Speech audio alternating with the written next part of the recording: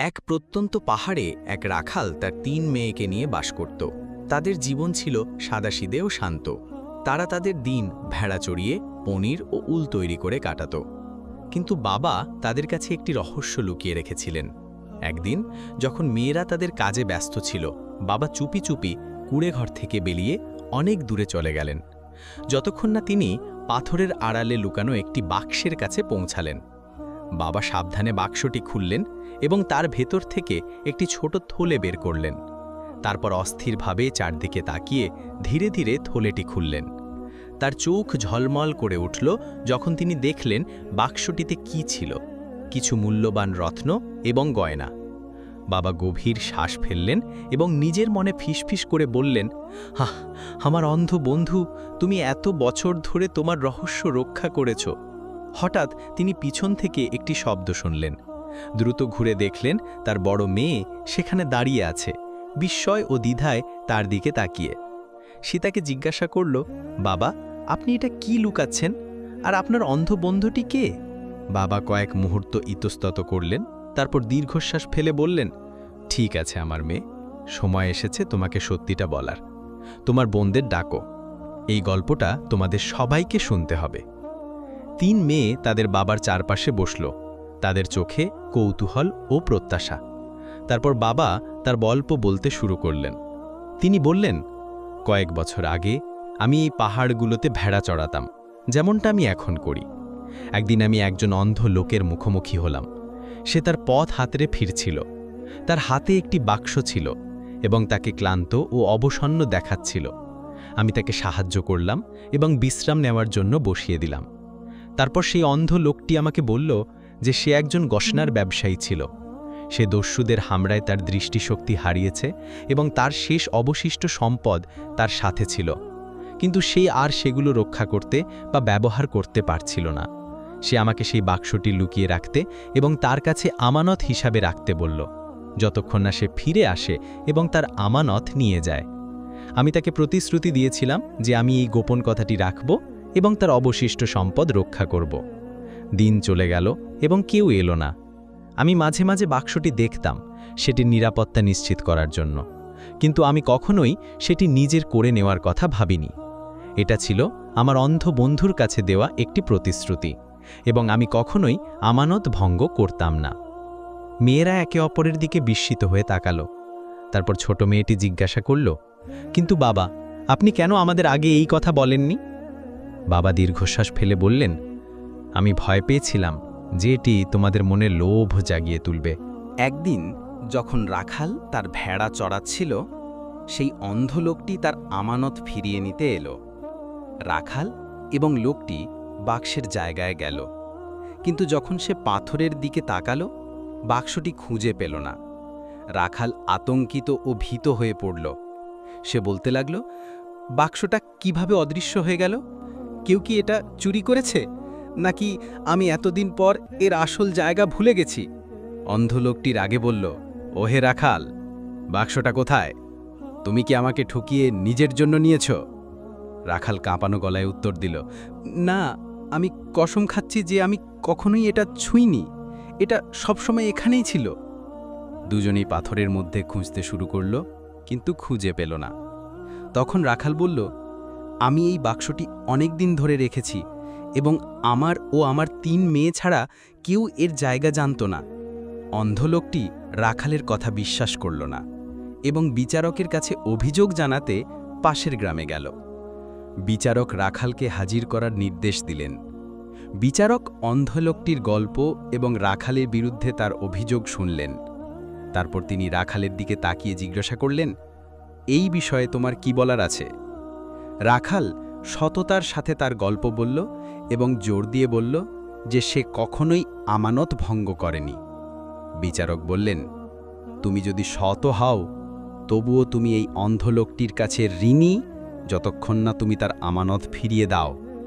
তারপর তিনি তাকে 1 মাসের জন্য জেলে রাখার নির্দেশ দিলেন এবং বললেন যে এই মাসের মধ্যে যদি বাক্সটি না পাওয়া যায়, তবে তিনি তাকে 7 বছরের কারাদণ্ড দেবেন। রাখালের মেয়েরা তাদের বাবার কি হয়েছে জানতে পারল, তাই তারা অন্ধ লোকটির কাছে ক্ষমা চাইতে এবং তাদের বাবাকে ক্ষমা করার জন্য অনুরোধ করার সিদ্ধান্ত নিল। 3 মেয়ে লোকটির কাছে গেল। লোকটি মেয়েদের বলল, আমি তোমাদের বাবাকে একটি শর্তে ক্ষমা করব। মেয়েরা বলল, শর্তটা কি? লোকটি বলল, আমার শর্ত হলো তোমাদের মধ্যে একজনকে আমাকে বিয়ে করতে হবে। মেয়েরা এই অদ্ভুত অনুরোধে হতবাক হয়ে একে অপরের দিকে দ্বিধায় তাকালো। বড়জন বলল, আপনি কিভাবে আমাদের কাছ থেকে এমন কিছু চাইতে পারেন যখন আমরা আপনাকে চিনি না? লোকটি উত্তর দিল, এটা আমার একমাত্র শর্ত, হয় বিয়ে নয়তো তোমাদের বাবা জেলে থাকবে। মেয়েরা মন খারাপ করে ও দুঃখ নিয়ে বাড়িতে ফিরে এলো। পরের দিন রাখালের মেয়েরা তাদের বাবাকে দেখতে জেলে যাওয়ার সিদ্ধান্ত নিল। কিন্তু অদ্ভুত ব্যাপার হলো, ছোট মেয়ে তাদের সাথে যেতে অস্বীকার করল। তখন 2 বোন তার অস্বীকারের কারণ জানতে পারল না। যখন 2 বোন জেলে গেল, তারা তাদের বাবার সাথে দেখা করল এবং অন্ধ লোকটির শর্ত সম্পর্কে তাকে জানালো। রাখাল রেগে গেল এবং বলল, সেই শয়তান কিভাবে এমন দাবি করার সাহস করে এবং কিভাবে সে এমন হয়ে গেল যখন সে একজন ভদ্র এবং ভালো মানুষ ছিল। আমি তাকে খুব ভালোভাবে চিনতাম। মেয়েরা বলল, বাবা চিন্তা করবেন না, আমাদের আপনাকে এই জেল থেকে বের করার একটা সমাধান খুঁজে বের করতে হবে। রাখাল তার মেয়েদের দিকে তাকিয়ে দুঃখ ভরা গলায় বলল, আমি তোমাদের কাউকে সেই শয়তানকে বিয়ে করতে দেব না, এমনকি যদি আমাকে আমার বাকি জীবন জেলে কাটাতে হয়। এবং সে তাদের জানালো যে বিচারক তাকে 1 মাসের সময় দিয়েছেন যাতে বাক্সটি পাওয়া যায় তার 7 বছরের চূড়ান্ত কারাদণ্ড দেওয়ার আগে, এবং সে তাদের জন্য সেই শয়তানের কাছ থেকে ভয় পাচ্ছিল যখন সে জেলে ছিল। 2 মেয়ে বলল, বাবা চিন্তা করবেন না, আমরা আমাদের ব্যাপারটা সামলে নেব। এবং তারা চলে যাওয়ার আগে তাদের বাবা তাদের ছোট বোনের কথা জিজ্ঞাসা করলেন এবং বললেন, কেন তোমাদের বোন তোমাদের সাথে আসেনি? বড় মেয়েটি বলল, যখন আমরা তাকে আপনার সাথে দেখা করতে আসতে বললাম, তার মুখ বদলে গেল এবং সে আসতে অস্বীকার করল। বাবা বললেন, ঠিক আছে, কিন্তু তাকে বলো যে আমি তাকে খুব ভালোবাসি। 2 মেয়ে বলল, শুনেছি এবং মেনে চলেছি বাবা। তারপর 2 বোন বাড়িতে ফিরে এলো। পরে 3 বোন একসাথে পরামর্শ করার জন্য বসল। বড়জন বলল, আমরা আমাদের বাবাকে জেলে ফেলে রাখতে পারি না, আমাদের কিছু একটা করতে হবে। মাঝের জন বলল, কিন্তু আমরা কিভাবে একজন অন্ধ, অচেনা এবং আমাদের চেয়ে বয়সে বড় একজন লোককে বিয়ে করতে পারি? এটা অন্যায়। কিন্তু ছোটজন কথা বলল না বা তার বোনদের সাথে কোনো মতামত দিল না। সন্দেহ বড় ও মাঝের বোনের মনে ঢুকে পড়ল।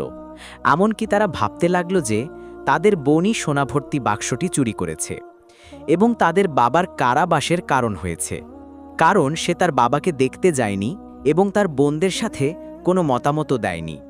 তখন বড় বোন তাকে জিজ্ঞাসা করল, কেন তুমি কোনো মতামত দিচ্ছ না? ছোটজন বলল, আমার কিছু বলার নেই।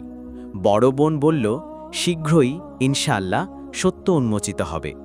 দিন চলে গেল এবং মাস শেষ হওয়ার কাছাকাছি চলে এলো, কিন্তু মেয়েরা তাদের বাবাকে জেল থেকে বের করার কোনো সমাধান খুঁজে পেল না।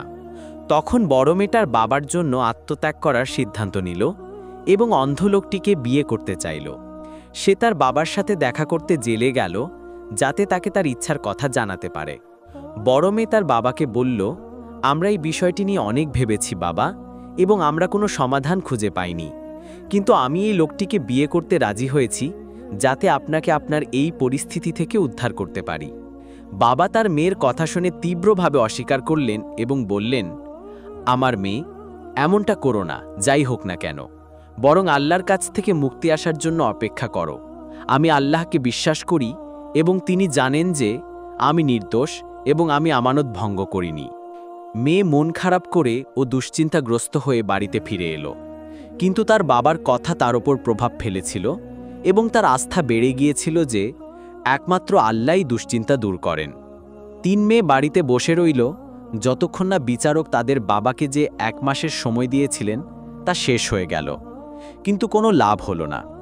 এবং সেই দিনটি এলো যেদিন সেই দরিদ্র রাখালের আমানত ভঙ্গের জন্য বিচার হবে। 3 মেয়ে বিচার দেখতে গেল। যখন তারা আদালতের কক্ষে প্রবেশ করল, তারা তাদের বাবাকে আসামির কাঠগড়ায় দাঁড়িয়ে থাকতে দেখল এবং অন্য পাশে অন্ধ লোকটিকে বিচারকের সিদ্ধান্তের জন্য অপেক্ষা করতে দেখল, এবং সে চালাক ও ধূর্ত দৃষ্টিতে তাদের দিকে তাকাচ্ছিল।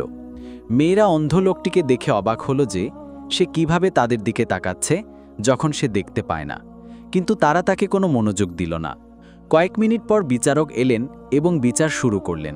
তিনি রাখালের দিকে তাকিয়ে বললেন, তুমি কি বলছো রাখাল? তোমার বিরুদ্ধে আমানত ভঙ্গের যে অভিযোগ আনা হয়েছে তা নিয়ে? রাখাল বলল, আমার প্রভু বিচারক, আমি আপনাকে কসম খাচ্ছি যে আমি কখনোই আমানত ভঙ্গ করিনি এবং কখনোই তা ভাবিনি, এবং আমি আপনাকে পুরো গল্পটি বলবো। বিচারক বললেন, এবং আপনার কাছে কি আমাদের বলার মতো কিছু আছে যা আপনি আমাদের আগে বলেননি? রাখাল বলল, আমার প্রভু বিচারক, আমি আপনাকে আগে যে বাক্সের গল্পটি বলেছিলাম যা লোকটি আমার কাছে রেখেছিল তা কেবল অর্ধেক সত্য। বাকি সত্যটি আমি দীর্ঘকাল ধরে লুকিয়ে রেখেছিলাম, এমনকি আমার মেয়েদের থেকেও লজ্জায়। কিন্তু এখন আমার আর তা লুকিয়ে রাখার ধৈর্য নেই। বিচারক বললেন, তাহলে আপনার কি বলার আছে বলুন, যাতে আমি ন্যায় বিচার করতে পারি। রাখাল বলল, আমার প্রভু বিচারক, আমি আমার মেয়েদের ছোটবেলা থেকেই ভালো নৈতিকতা এবং আত্মমর্যাদার ওপর বড় করেছি এবং আল্লাহ ছাড়া অন্য কারো কাছে হাত পাততে মানা করেছি, পরিস্থিতি যাই হোক না কেন। আমার 5টি ভেড়া ছিল এবং তাদের থেকে যা উপার্জন হতো তা আমার এবং আমার মেয়েদের জন্য যথেষ্ট ছিল, আমাদের সম্মান রক্ষা করত এবং আমাদের ক্ষুধা নিবারণ করত। একদিন আমি এই ভেড়া চড়াতে গেলাম এবং আমি তাদের থেকে কিছুক্ষণ মনোযোগ হারালাম এবং আমি ঘুমিয়ে পড়লাম। যখন আমি জেগে উঠলাম, আমি দেখলাম যে নেকড়েরা ভেড়াগুলোকে আক্রমণ করেছে এবং আমি কোনো কিছু রক্ষা করতে পারিনি। আমি আমার ভাগ্যের জন্য শোক করছিলাম, কিন্তু আমি আল্লাহকে স্মরণ করলাম এবং ধৈর্য ধারণ করলাম এবং তার কাছে প্রতিদান আশা করলাম। আমি যখন এমন করছিলাম তখন এই লোকটি আমার পাশ দিয়ে যাচ্ছিল এবং সে তখনও তার দৃষ্টিশক্তি হারায়নি। সে আমার কাঁধে হাত রাখল এবং বলল, কেন তুমি দুঃখিত রাখাল? তখন আমি তার সহানুভূতি অনুভব করলাম এবং বুঝলাম যে সে ভেতরে একজন ভালো মানুষ। তাই আমি তাকে ভেড়াগুলোর সাথে নেকড়েদের কি ঘটেছিল তা বললাম। সে আমার দিকে তাকিয়ে বলল, দুঃখ করো না রাখাল, আমি তোমাকে 5টি ভেড়া কিনে দেব যা নেকড়েরা খেয়েছিল তার বদলে। আমি আল্লাহ ছাড়া অন্য কারো কাছে হাত পাততে অভ্যস্ত ছিলাম না, তাই প্রথমে আমি দান নিতে অস্বীকার করেছিলাম, কিন্তু তারপর আমি এই বিষয়টি নিয়ে ভাবার পর মেনে নিলাম এবং নিজের মনে বললাম, যদি আমি গ্রহণ না করি তবে হয়তো আমরা আমার এবং আমার মেয়েদের ক্ষুধা নিবারণের জন্য কিছু খুঁজে পাবো না, কারণ সেই ভেড়াগুলোই ছিল আমাদের সব সম্পদ। এবং সত্যি সেই লোকটি আমাকে 5টি ভেড়া কিনে দিয়েছিল। আমি তাকে ধন্যবাদ জানালাম এবং আমার জীবন স্বাভাবিক অবস্থায় ফিরে এলো। আমি আমার মেয়েদের এই গল্পটি বলিনি তাদের লজ্জার কারণে, যাতে তারা জানতে না পারে যে তাদের রুজিদানের টাকা থেকে আসে, এবং আমি ভয় পেয়েছিলাম যে তারা আত্মমর্যাদা হারাবে এবং অন্যের কাছে হাত পাততে অভ্যস্ত হয়ে যাবে। তারপর সেই দিনটি এলো যখন এই লোকটি দস্যুদের আক্রমণের পর তার দৃষ্টিশক্তি হারালো। সে আমার কাছে একটি বাক্স নিয়ে এলো এবং আমাকে বলল, এটা আমার অবশিষ্ট সম্পদ এবং আমি চাই যে তুমি এটা আমার কাছে আমানত হিসেবে রাখো যতক্ষণ না আমি তোমার কাছে ফিরে আসি। তখন আমি জানতে পারলাম যে সে একজন গয়নার ব্যবসায়ী ছিল। দিন চলে গেল এবং আমি সেই আমানত রক্ষা করলাম, কিন্তু যখন এই লোকটি তার আমানত ফিরিয়ে নিতে ফিরে এলো, আমি বাক্সটি খুঁজে পেলাম না এবং জানতে পারলাম না কোথায় সেটি অদৃশ্য হয়ে গেছে। বিচারক রাখালের গল্পে প্রভাবিত হলেন এবং বললেন, আমি আপনার কথার সততা অনুভব করছি, কিন্তু যথেষ্ট প্রমাণ ছাড়া আমি আপনাকে নির্দোষ ঘোষণা করতে পারি না। তারপর বিচারক জিজ্ঞাসা করলেন, আপনারা ছাড়া আর কেউ কি সেই বাক্সের জায়গা জানতো? রাখাল বলল, আমার প্রভু বিচারক, আমি আমানতের গোপন কথাটি দীর্ঘকাল ধরে লুকিয়ে রেখেছিলাম এই ভয়ে যে লোভ আমার কোনো মেয়ের মধ্যে প্রবেশ করবে। কিন্তু একদিন আমার বড় মেয়ে আমাকে দেখল যখন আমি বাক্সটি পরীক্ষা করছিলাম, তাই আমার কাছে যাদের সত্যটা বলা ছাড়া আর কোনো উপায় ছিল না। বিচারক জিজ্ঞাসা করলেন, আপনার কি কোনো সন্দেহ আছে যে আপনার কোনো মেয়ে সেই বাক্সটি নিয়েছে? রাখাল বলল, আমার প্রভু বিচারক, আমি আমার মেয়েদের আল্লাহর আনুগত্যের উপর বড় করেছি এবং তাদের কেউ এমন কাজ করতে পারে না। বিচারক রাখালকে বললেন, আপনার কথার জন্য আপনাকে ধন্যবাদ, কিন্তু এই মামলায় আপনার পক্ষে এখনও কোনো প্রমাণ নেই। তারপর তিনি রায় ঘোষণা করতে শুরু করলেন। রাখালের কাছে তার হাত তোলা ছাড়া আর কোনো উপায় ছিল না এবং সে বলল, হে আল্লাহ, আপনি জানেন যে আমি নির্দোষ এবং আপনি ছাড়া আমার কথার কোনো সাক্ষী নেই। রাখাল যখন তার হাত নামালো তখন একজন সুদর্শন যুবক আদালতের কক্ষে প্রবেশ করে মামলার গতিপথ পরিবর্তন করে দিল। তার হাতে সেই বাক্সটি ছিল যা অন্ধ লোকটি রাখালের কাছে রেখে গিয়েছিল। সে সেটি বিচারকের সামনে রাখল এবং বলল, আমার প্রভু বিচারক, এই বাক্সটি আপনারা খুঁজছেন এবং সেই রাখাল আমানত রক্ষা করেছে এবং তার বিরুদ্ধে আনা অভিযোগ থেকে সে নির্দোষ। তখন অন্ধ লোকটির মুখে ভয়ের ছাপ দেখা গেল এবং আদালতের কক্ষে উপস্থিত সবাই অবাক হয়ে সেই যুবকের দিকে তাকিয়ে রইল। তারপর বিচারক তার দিকে তাকিয়ে বললেন, 1 মিনিট যুবক, প্রথমে আমাকে বলুন আপনি কে? যুবকটি বলল, আমার নাম নাইম, অন্ধ লোকটির ছেলে। বিচারক অন্ধ লোকটির দিকে ইঙ্গিত করে বললেন, ইনি কি আপনার বাবা? নাইম বলল, না আমার প্রভু বিচারক, ইনি আমার চাচা। বিচারক অবাক হয়ে বললেন, এবং এটা কিভাবে সম্ভব?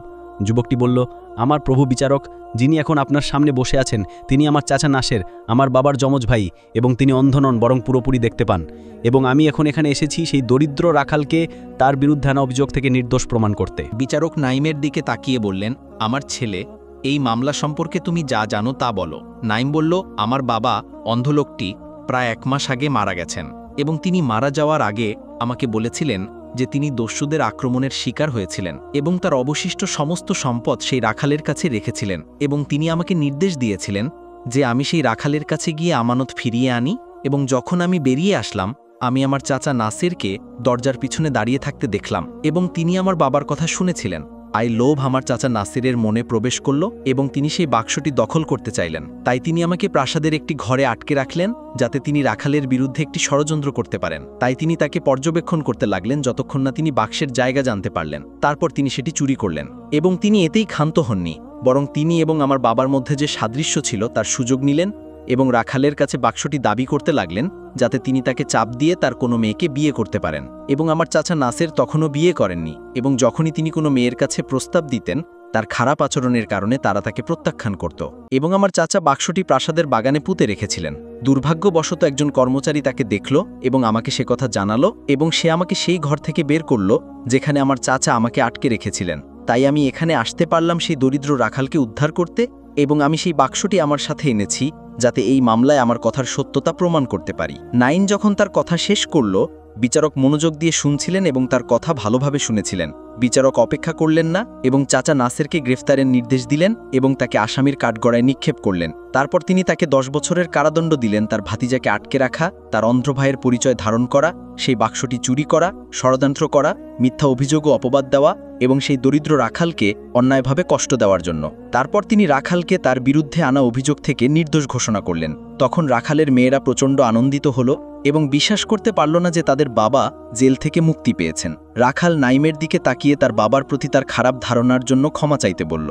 নাইম রাখালকে বলল, কোনো ব্যাপার না চাচা, আপনি ক্ষমা পাবার যোগ্য, কারণ আমার চাচা নাসের এবং আমার বাবার মধ্যে সেই সাদৃশ্য ছিল। তারপর রাখাল তার ছোট মেয়ের দিকে তাকিয়ে জিজ্ঞাসা করল, কেন তুমি তোমার বোনদের সাথে আমাকে দেখতে জেলে আসোনি বাবা?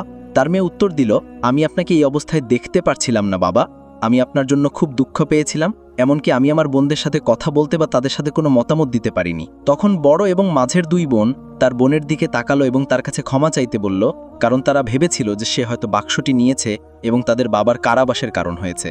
এবং ছোট বোনের বয়স কম হওয়া সত্ত্বেও তার একটি বড় হৃদয় ছিল, তাই সে তার বোনদের ক্ষমা করে দিল এবং তাদের জড়িয়ে ধরল। রাখাল এবং তার 3 মেয়ে বাড়িতে ফিরে এলো নাইমকে তার দয়া এবং তার বাবাকে তার দুর্গতি থেকে বাঁচানোর জন্য ধন্যবাদ জানানোর পর। তারপর রাখাল এবং তার 3 মেয়ের জীবন স্বাভাবিক অবস্থায় ফিরে এলো, এমনকি তারা আগের চেয়েও ভালো অবস্থানে ছিল যখন নাইম রাখালকে আমানত রক্ষা করার পুরস্কার হিসেবে একটি উপহার দিল। তারপর রাখাল দাঁড়িয়ে তার মেয়েদের দিকে তাকিয়ে বলল, আমরা যে অভিজ্ঞতা লাভ করেছি তা থেকে আমরা একটি গুরুত্বপূর্ণ শিক্ষা পেয়েছি। মেয়েরা বলল, সেটা কি বাবা? রাখাল বলল, আমাদের কোনো দৃঢ় ও স্পষ্ট প্রমাণ ছাড়া মানুষের সম্পর্কে খারাপ ধারণা করা উচিত নয় এবং আল্লাহ তাআলা সত্যই বলেছেন, নিশ্চয়ই কিছু কিছু ধারণা পাপ।